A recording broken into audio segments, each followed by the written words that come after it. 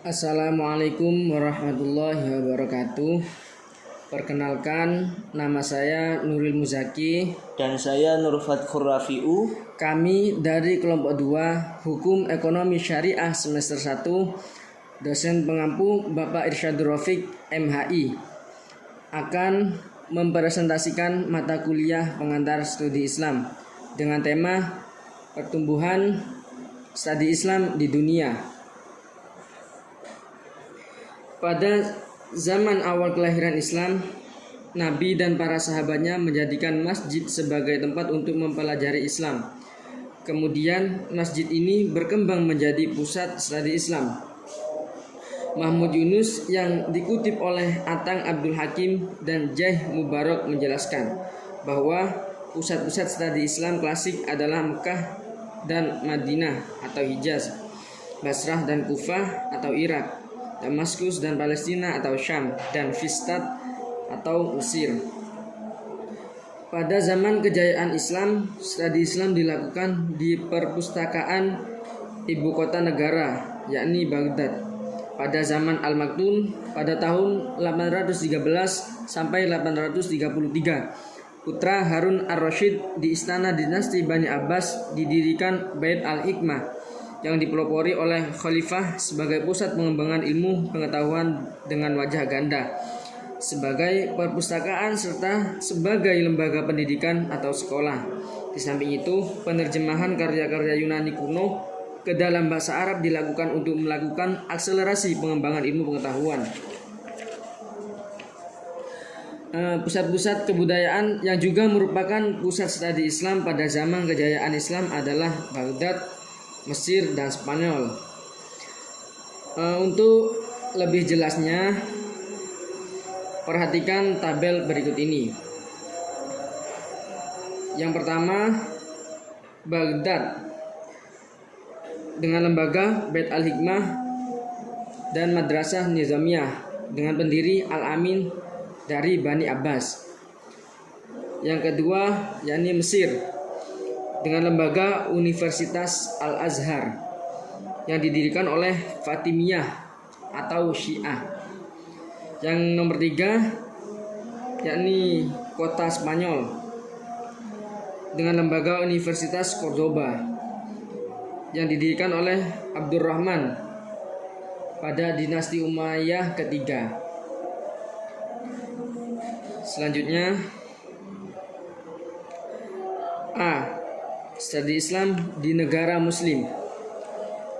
Dunia studi Islam sekarang ini berkembang hampir di seluruh negara di dunia, baik di dunia Islam maupun bukan negara Islam. Di dunia Islam terdapat pusat-pusat studi Islam seperti Universitas Al-Azhar di Mesir dan Universitas Ummul Qura di Arab Saudi. Universitas Al-Azhar yang bertempat di Mesir dapat dibedakan menjadi 2 periode. Periode pertama yakni sebelum tahun 1961 dan kedua periode setelah tahun 1961. Pada periode pertama ini, di universitas tersebut terdapat fakultas yang sama dengan fakultas-fakultas yang ada di IAIN yang sekarang menjadi UIN. Sedangkan setelah tahun 1961 di universitas tersebut diselenggarakan fakultas-fakultas umum di samping fakultas agama. Yani kalau di Indonesia studi Islam pendidikan Islam tinggi dilaksanakan di 14 Institut Agama Islam Negeri yang sekarang menjadi UIN dan 39 Sekolah Tinggi Agama Islam atau disingkat lebih jelasnya STAI. Poin B, studi Islam di negara Barat. Kajian tentang keislaman di Barat sudah ada sejak abad ke-19, yaitu ketika para sarjana Barat mulai tertarik mempelajari dunia Timur, khususnya dunia Islam. Memang pada mulanya kajian Islam di Barat dipelopori oleh para ahli ketimuran atau orientalis. Bahkan kalau ditarik lebih jauh lagi ke belakang, sejarah perjumpaan Barat sampai Islam dimulai sejak abad ke-13 ketika sebuah universitas Prancis secara gencar-gencar mempelajari karya-karya sarjana Islam. Ini dikutip oleh Muhammad Amin Abdullah dalam bukunya Islamic Studies di perguruan tinggi, pendekatan integratif interkonektif Pustaka Pelajar Yogyakarta pada tahun 2006.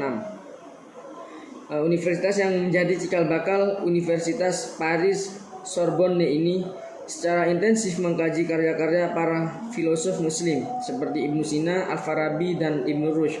Bahkan pemikiran-pemikiran Ibnu Rushd sangat digandrungi sehingga mereka membentuk sebuah kelompok studi yang disebut sebagai Averroisme. Tentu saja kajian keislaman pada waktu itu berbeda dengan kajian keislaman pada masa modern. Dulu kajian-kajian keislaman di barat lebih terfokus terutama pada bidang filsafat dan ilmu pengetahuan. Karena itu yang dipelajari oleh akademi barat pada awal-awal Renaissance adalah karya-karya para filosof dan saintis muslim.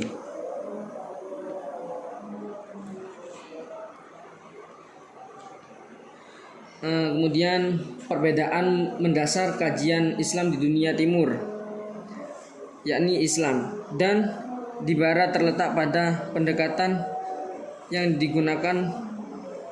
Di timur pendekatan lebih berorientasi pada penguasa substansi, materi, dan penguasaan atas khazanah keislaman klasik. Adapun Islam Studies di barat kajiannya lebih berorientasi pada Islam sebagai realitas atau fenomena sosial, yakni Islam yang telah menyejarah, meruang, dan mewaktu. Islam dikaji dan dipelajari hanyalah sebatas Islam sebagai ilmu pengetahuan. Selanjutnya poin 1, kecenderungan baru studi Islam di barat. Sejak 2 dekade terakhir ada kecenderungan baru dalam kajian Islam di barat yang menarik untuk dikaji. Secara umum kajian Islam di barat sebelum dekade 70-an diwarnai oleh sikap curiga yang tinggi terhadap Islam. Untuk motivasi mengkaji Islam secara lebih khususnya harus ada rasa tanpa prasangka di kalangan orientalis, terutama muncul dari keinginan universal akan pentingnya sikap teologis di kalangan agama-agama besar di dunia. Selanjutnya nomor 2 yakni pusat-pusat kajian Islam di barat. Yang pertama, Kanada. Di Kanada, kajian keislaman di Kanada pertama kali dilakukan di McGill University dengan tokoh utama Wilfred Kenwill Smith. Gagasan utama dibukanya kajian ini adalah banyaknya konflik yang ditimbulkan oleh isu agama. Hal ini menggugah Smith untuk membuka pusat kajian agar para sarjana barat tahu secara benar tentang Islam dan sekaligus untuk mengurangi adanya kesalahpahaman di antara mereka. Dikutip oleh Jamali Sahrodi dan di bukunya Metodologi Studi Islam, yakni menelusuri jejak historis kajian Islam ala sarjana orientalis. Pustaka Setia, Bandung, halaman 172. Pusat kajian ini berkembang menjadi sebuah departemen yang menjadi bagian dari McGill University. Yang kedua, Amerika Serikat. Di Amerika, studi-studi Islam pada umumnya memang menekankan pada studi sejarah Islam, bahasa Islam selain bahasa Arab, sastra, dan ilmu-ilmu sosial yang berada di pusat studi Timur Tengah atau Timur Dekat. Di Chicago, kajian Islam diselenggarakan di Chicago University. Secara organisatoris, studi Islam berada di bawah pusat studi Timur Tengah dan jurusan bahasa dan kebudayaan Timur Dekat. Yang ketiga, yakni di Inggris. Di Inggris, studi Islam digabungkan dalam School of Oriental and African Studies atau Fakultas Studi Ketimuran dan Afrika yang memiliki berbagai jurusan bahasa dan kebudayaan di Asia dan Afrika. Salah satu program studinya adalah program MA tentang masyarakat dan budaya Islam yang dapat dilanjutkan ke jenjang doktor. Dalam rangka berdakwah dan mengembangkan ajaran Islam serta memberikan pemahaman yang lebih baik tentang keyakinan seorang muslim, dua universitas yang cukup terkenal di Inggris membangun pusat penelitian Islam. Yang keempat, yakni Belanda.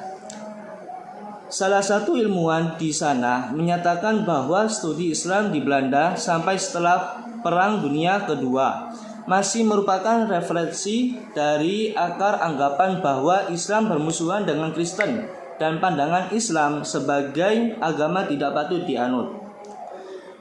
Belakangan ada sifat yang lebih objektif seperti yang tertulis dalam berbagai brosur bahwa studi Islam di Belanda lebih menekankan pada kajian Islam di Indonesia tertentu, tetapi kurang menekankan pada aspek sejarah Islam itu sendiri. Dikutip oleh Jacques Wardenberg dalam bukunya yakni Studi Islam di Jerman dalam Azim Naji Peta Studi Islam, Orientalisme dan Arab Baru Kajian Islam di Barat, Fajar Pustaka Baru Yogyakarta 2003 halaman 2-3. Di negara ini kajian Islam dilakukan di University Leiden. Dan yang kelima, di kota Jerman. Di Jerman, studi Islam difokuskan pada kajian-kajian tentang bahasa, budaya, dan agama yang lebih dikenal dengan seminar orientalis atau orientalisis seminar. Sebagaimana studi ketimuran pada umumnya, studi Islam berdiri sendiri terlepas dari teologi atau termasuk mesiologi dan tidak terpengaruh oleh polemik dan apologi. Sebagai semua disiplin ilmu, studi Islam berada di bawah fakultas seni atau di bawah subbagainya jurusan-jurusan. Misalnya, studi budaya sebagaimana yang ada di Swedia dan Belanda. Dan yang terakhir, yakni Australia.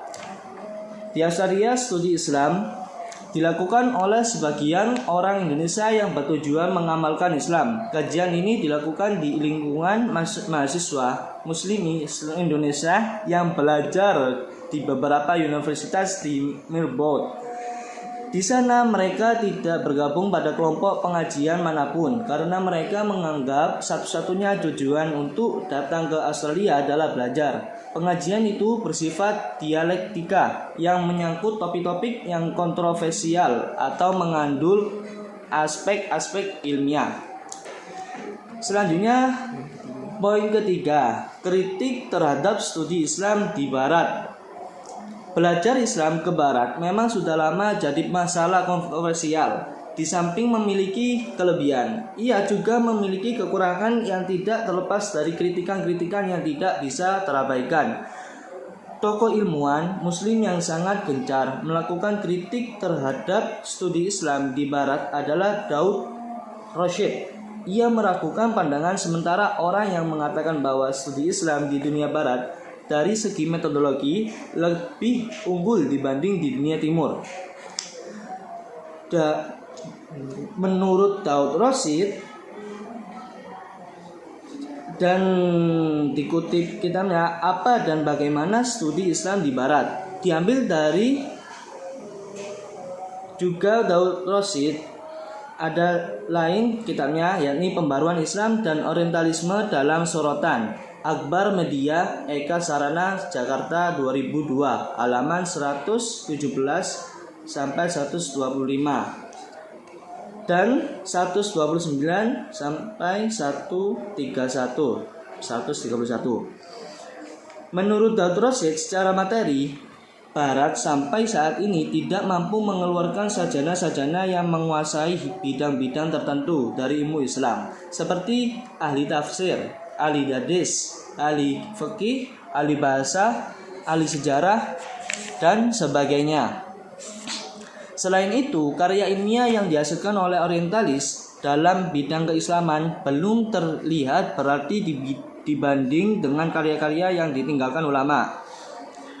Menurutnya, yang dilakukan oleh kaum orientalis pada umumnya ia mengumpulkan manuskrip, memberi komentar buku-buku klasik dan menerjemahkannya ke bahasa-bahasa Eropa.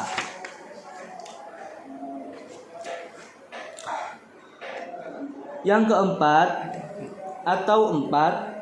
ada empat para pengamat studi orientalis yang jujur mengemukakan beberapa kelemahan orientalis yang sulit dimungkiri. Di antaranya sebagai berikut. Yang pertama, tidak menguasai bahasa Arab secara baik, sensei bahasa yang lemah, dan pemahaman yang terbatas atas konteks pemakaian bahasa Arab yang variatif. Kelemahan ini tentu mempengaruhi pemahaman mereka atas referensi-referensi Islam yang inti seperti Al-Quran dan As-Sunnah. Oleh karena itu, pemahaman mereka tentang Islam dan risalahnya menjadi rancu dan kabur. Yang kedua, perasaan superioritas sebagai orang Barat. Ilmuwan Barat, khususnya orientalis, senantiasa merasa bahwa Barat adalah guru dalam segala hal, khususnya dalam logika dan peradaban. Yang ketiga, orientalis Barat sangat memegang teguh doktrin-doktrin mereka yang tidak boleh dikritik, bahkan sampai ke tingkat fanatik buta. Di antaranya dua doktrin inti, yaitu bahwa Al-Quran dalam pandangan Ihsan Barat bukan kalam Allah dan Muhammad bukan Rasul Allah. Doktrin ini sudah lebih dulu tertanam dalam pikiran mereka sebelum meneliti, sebab doktrin ini telah ditanamkan sejak kecil. Akibatnya penelitian yang dilakukannya diarahkan hanya untuk mendukung asumsinya saja, bukan ini mencari kebenaran secara objektif dan bebas. Yang keempat, yakni sebagian besar kajian orientalisme terkait erat dengan kepentingan negara-negara tertentu yang menandai kajian itu. Negara-negara Barat tidak akan mengamburkan uangnya jutaan, bahkan miliaran dolar hanya untuk kepentingan ilmiah semata. Kalau bukan karena ada target-target tertentu yang sangat berharga bagi kepentingan mereka. Target itu bisa bersifat politis, bisnis, strategis, dan misi.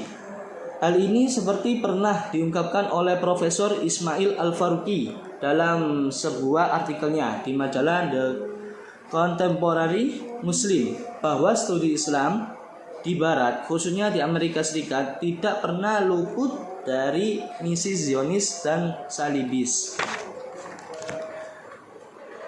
Poin ke-C, yakni kajian Islam di Asia Tenggara sebagai wilayah kajian maupun sebagai salah satu area kajian Islam di Asia Tenggara dan Indonesia khususnya pada awalnya tidak menarik perhatian. Meskipun demikian, dalam perkembangannya dengan memakai ukuran apapun, Islam di Asia Tenggara merupakan suatu komunitas muslim penting. Ada beberapa alasan mengapa Islam di Asia Tenggara mendapat perhatian. Yang pertama, perkembangan Islam di Asia Tenggara mengesankan terutama jika dikaitkan dengan wacana global dunia. Yang kedua, corak pendidikan para intelektual Muslim di Asia Tenggara yang lebih menerima ide-ide ilmu sosial yang berkembang di Barat, seperti Nurcholish Madjid, Kunto Wijoyo, Anwar Ibrahim, Chandra Muzaffar, dan sebagainya. Dalam menerjemahkan maupun mengartikulasikan nilai-nilai normatif Islam, menjadikan perkembangan Islam di Asia Tenggara tidak teralienasi dari perkembangan global. Yang ketiga, Islam Asia Tenggara memberikan gambaran real terhadap apa yang disebut sebagai Islam lokal, yang mencerminkan suatu pertemuan budaya sosial dan intelektual antara budaya lokal dan Islam. Mungkin cukup sekian dari kami, kurang lebihnya Afwa minkum. Assalamualaikum warahmatullahi wabarakatuh.